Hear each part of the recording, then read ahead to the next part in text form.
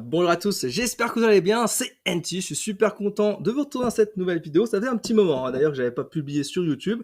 Aujourd'hui on va parler de Parcoursup, du dossier Parcoursup. Vous avez été extrêmement nombreux à m'envoyer des messages en privé ou inonder ma boîte mail concernant les vœux pour les formuler. D'ailleurs c'est chose faite, je pense avoir répondu à tout le monde, en tout cas j'ai fait de mon mieux, c'était l'objectif. Et du coup, là, aujourd'hui, on va parler du dossier Parcoursup. Donc, ce que je vous propose, c'est qu'on aille de l'autre côté de l'écran. Voilà, vous allez voir une présentation. Nouveau format aujourd'hui, vous allez voir, je pense que ça va vous plaire. Aujourd'hui, on va parler du dossier Parcoursup. Alors, essentiellement pour les étudiants qui veulent faire l'AS ou le PASS. Donc, l'AS, licence Accès Santé, le PASS, Parcours Accès Santé spécifique. C'est pour les étudiants qui veulent bien entendu rentrer en filière MMOPK, c'est-à-dire médecine, maïeutique, odontologie, pharmacie et kinésithérapie. D'accord, c'est super important de bien comprendre ça. Donc, on va voir un peu tous les éléments qu'on a besoin de constituer pour finaliser votre dossier sur Parcoursup. Alors, je vous rappelle les critères de sélection sur Parcoursup. Parcoursup, c'est un algorithme, d'accord? Ça fonctionne via un algorithme selon divers critères. J'ai fait une vidéo entière, je vous encourage d'ailleurs à aller la regarder, je vous la mets juste là. D'accord? Donc d'abord, le secteur géographique. Bien entendu, tu auras davantage de chances d'intégrer une LAS ou un PASS si tu choisis une université qui est proche de ton lycée ou de ton domicile, c'est évident. Au niveau des notes du bac, bien entendu, c'est évident que plus tes notes seront élevées, plus tu auras des chances d'intégrer la LAS ou le PASS de ton choix, évidemment. Mais il te faut une moyenne, en fait, un minimum de 12 sur 20 pour être un peu tranquille par rapport à ce critère, d'accord? Donc le minimum, c'est 12 sur 20. Ensuite, il y a tes choix de spécialités. Bien entendu, c'est évident, les spécialités jouent un rôle important sur la sélection dans les mineurs. C'est vrai que si par exemple, tu décides de prendre maths complémentaire comme option, en spécialité, évidemment, tu auras plus de chances de rentrer dans du mineur mathématique. Alors idéalement, il faut trouver une corrélation entre tes choix de spécialité, tes matières optionnelles que tu as pu prendre au lycée et tes choix dans tes mineurs. D'accord? Ça, c'est important. Tes activités extrascolaires, c'est assez évident. Alors, on n'attend pas de toi que tu parles de tes hobbies, que tu parles de tes passions, que tu parles de tes voyages. Non, non. Ce que l'algorithme, il va prendre en compte, écoute bien, c'est tes activités associatives, aide humanitaire. Ça va être tout ce qui est d'intérêt collectif, donc sociétal, d'intérêt pour la société, ok?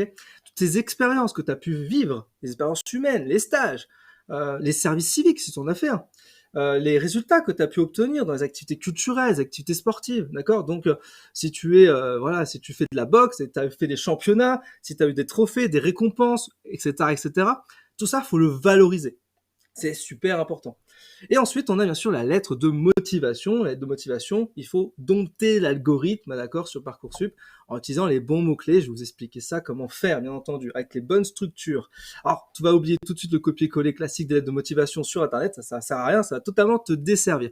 À savoir, c'est important, personne ne lit ton dossier, personne ne lit tes notes, personne ne lit tes activités, ni même ta lettre de motivation. C'est un algorithme, je le rappelle, d'accord? Donc, le seul cas, véritablement, on va regarder un peu ton dossier, c'est s'il y a des égalités dans la liste complémentaire et qu'il faut faire un choix à un moment donné sur un certain nombre d'étudiants. Mais dans l'autre cas, c'est uniquement l'algorithme qui est pris en compte, d'accord? Donc écrire sélection, j'en ai fait une vidéo particulière, je vous encourage vraiment à regarder cette vidéo, c'est vraiment puissant, super important. Donc prenez bien en tête ces critères-là. Ensuite, on va parler du dossier Parcoursup. Alors avant de parler du dossier Parcoursup et de voir tous les éléments qu'il y a dedans, je vous précise que je vais organiser prochainement une masterclass, donc dédiée à Parcoursup, c'est une masterclass entièrement gratuite, et donc elle sera donc le dimanche 26 mars à 10h30, d'accord? Le thème, optimiser ses chances sur Parcoursup pour rentrer en PASS LAS de son choix. Donc on va pouvoir au cours de cette masterclass, travailler sur les erreurs à éviter, sur la rédaction de la lettre de motivation. On va travailler sur les structures, les mots-clés qu'il va falloir obligatoirement intégrer dans une lettre de motivation.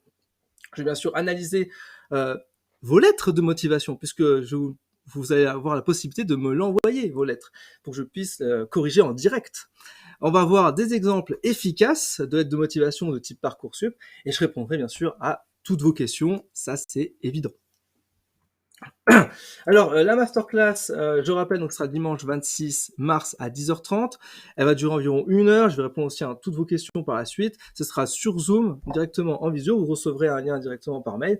Vous pouvez vous inscrire en premier lien, donc le premier lien en description de cette vidéo. Je vous précise un truc important. Vous cliquez sur le lien, vous allez avoir une première page qui va vous indiquer énormément d'informations concernant Parcoursup. Donc, je vous invite vraiment à lire attentivement, prendre connaissance de tous ces éléments-là pour rien oublier et puis pouvoir vous préparer. Ensuite, vous allez vous faire mettre vos données par rapport au formulaire d'inscription. Et puis, j'ai prévu une petite surprise pour vous. Donc, je vous en dis pas plus. Regardez dans le formulaire d'inscription, d'accord? Donc, ce qui va être important aujourd'hui, c'est le dossier Parcoursup. Qu'est-ce qu'on attend de vous? La première chose qu'on attend de vous, c'est le projet de formation motivé. C'est la lettre de motivation. Alors, le grand souci qu'il y a avec ça, c'est qu'en fait, elle est limitée à 1500 caractères. 1500 caractères. Ça correspond à peu près à une demi-page, hein, pour être honnête.